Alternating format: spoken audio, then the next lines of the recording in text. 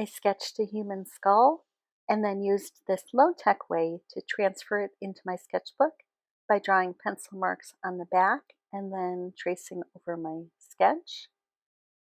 I got this very light sketch that you can barely see on camera, but it was good enough to get all the parts in the right places.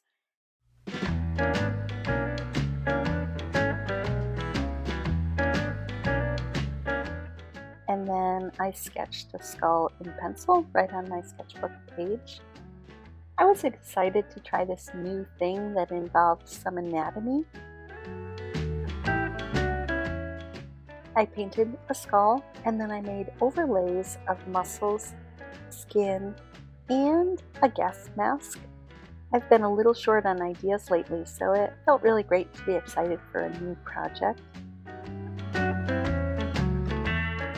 Once I had the skull on the right side of this sketchbook spread, I started thinking about something creepy for the left-hand side. It's a secret though, so you'll have to tune in for that next week if you're interested in what piece of art was inspired by a gas mask. And I've been really obsessed with this topic lately, so it was really fun to do some fan art related to it. A little clue for you there. This skull, a male, features square eye sockets and a square jawline. The skulls of females, on the other hand, have more rounded features. I didn't know that before I did this project. I found a reference for the skull, the muscles, and the skin and hair layers. It said it was royalty free, but it also had watermarks, so I wasn't sure if it's okay to show it in the video. You could check it out by looking at a link in the description if you're interested. I used yellow ochre watercolor for the bone and black for the shadows, and I did go in layers with the yellow ochre especially to build up the color of the skull, but also leave some highlights and lighter areas.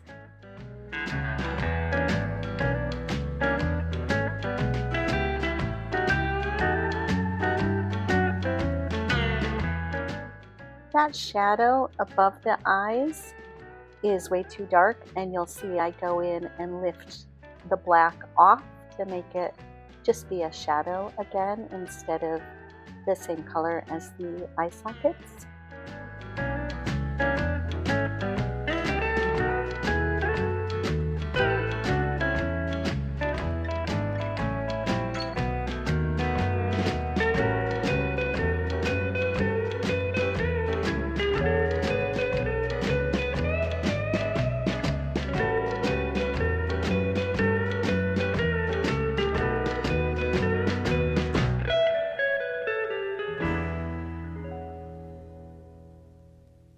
Having the skull layer down greatly helped with the other layers. I put the additional layers on tracing paper, and I was able to trace the shape of the head and shoulders, as well as the sockets and where everything should go. So it really helped with the muscles layer and the skin layer.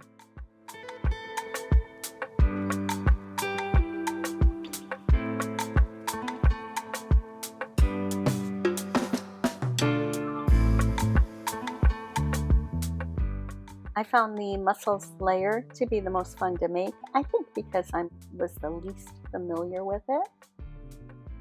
I did simplify it quite a lot as I went along.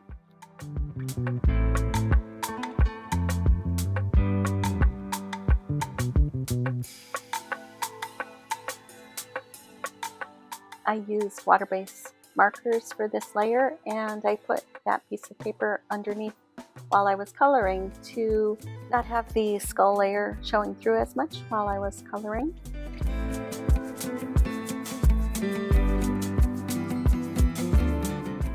You've probably heard the conventional wisdom that it takes more muscles to frown than to smile, usually given as a piece of advice to smile more, because I've never really gotten that. It's not like sad people are walking around thinking, oh man, I'm worn out. I'm going to save some energy by smiling all day instead of frowning. But it made me curious and I read up on it. And it's really not so simple. It's very complicated to count the muscles needed for smiling versus frowning. One article I read, I'll link it in the description below. It pointed out that one person's smile is another person's smirk. So there's not even really consensus on how many muscles are needed to make a smile or a frown. It varies for types of expression, and it can even vary from person to person. And then they also say that your eye muscles are involved in real smiles, and that's why it can be hard to fake a smile for a photograph. So there's a lot of debate about a real smile versus, say, the quick smile I might flash when I'm asked to play a game at a baby shower, or even if I'm asked to attend a baby shower. And this quick flash of a fake smile, I hope will throw the person off for a minute while I think up an alibi. For what it's worth though, Snopes marks the claim that it takes more muscles to frown than it does to smile as unproven. And it also explained an interesting tangent about how our facial expressions are contagious.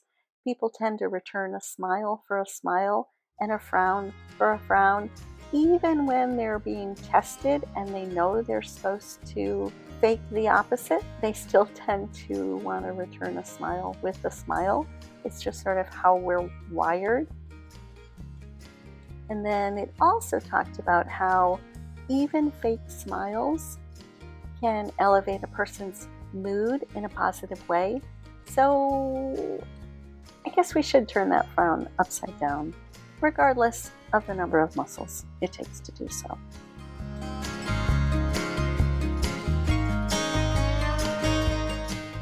And I talked right into the start of the skin and hair layer. For the record, I'm not fond of this guy's goofy hairstyle, but if you, my beloved audience, have hair like this or have a loved one with hair like this, then I bet you or your loved one look fantastic. Don't change a thing.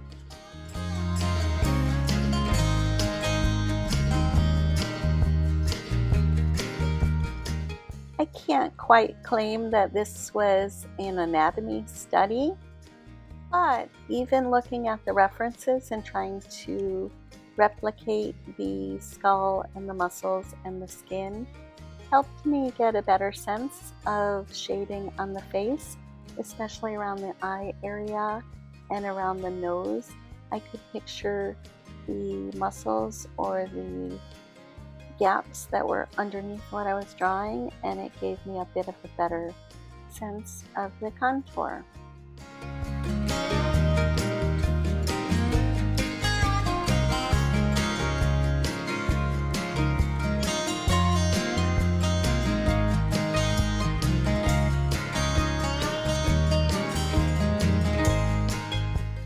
It was actually my husband's idea to add the gas mask after I told him the creepy thing that I want to put on the left-hand side in next week's video.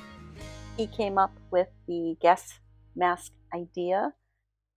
Please let me know in the comments if you have any guesses what the subject of the left-hand side of the spread will be.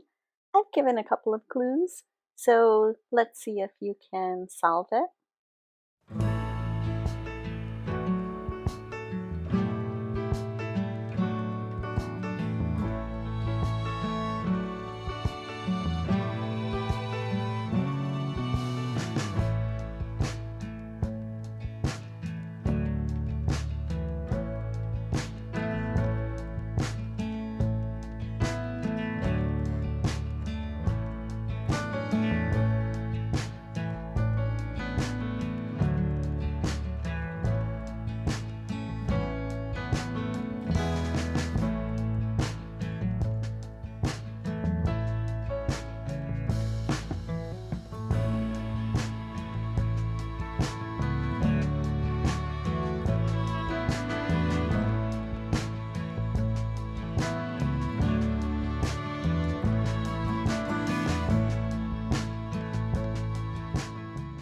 I tried watercolor at first on this tracing paper, but it was way too thin, and I quickly soaked off the water and let it dry, and went back to my water-based markers to color in the guest mask.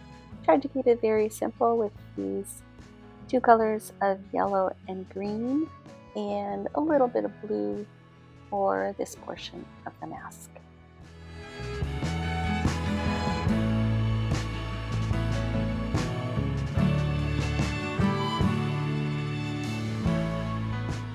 Once I cut out the mask, it was so thin and flimsy that it wouldn't lie flat, and I used this little bit of wax to be able to stick it down in a temporary way where I could still lift it up without damaging anything.